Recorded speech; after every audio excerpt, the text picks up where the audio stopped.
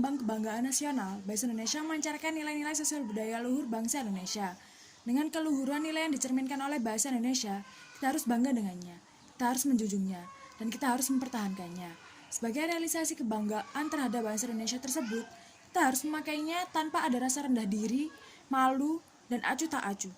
Kita harus bangga memakainya dengan memelihara dan Yang kedua yaitu sebagai lambang identitas nasional, yaitu bangsa Indonesia menunjukkan sifat, karakter, dan tingkah laku dari bangsa Indonesia itu sendiri. Kita sebagai mahasiswa jangan sampai kehilangan jati diri dari bangsa yang mencerminkan bangsa Indonesia di dalamnya.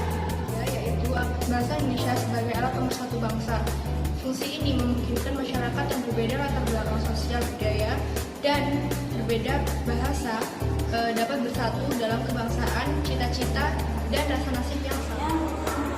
Penyataan bahwa dengan menggunakan bahasa Indonesia, identitas suku dan nilai-nilai sosial budaya daerah masih tercipta dalam bahasa daerah masing-masing. Jadi kedudukan dan fungsi bahasa daerah masih kokoh dan tidak tergoyah sedikitpun. Bahkan bahasa daerah diharapkan dapat memperkaya khasanah bahasa Indonesia itu sendiri. Kedudukan bahasa Indonesia selanjutnya yaitu bahasa Indonesia sebagai alat penghubung antar budaya dan antar daerah.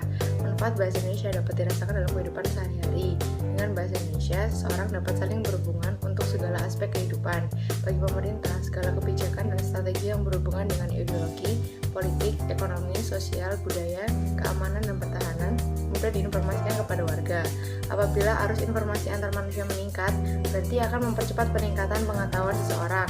Apabila pengetahuan seseorang meningkat, berarti tujuan pembangunan akan. Jadi kesimpulannya dari bahasa Indonesia adalah terbentuknya menjadi bahasa nasional untuk menyatukan tata komunikasi antar umat manusia di berbagai macam daerah.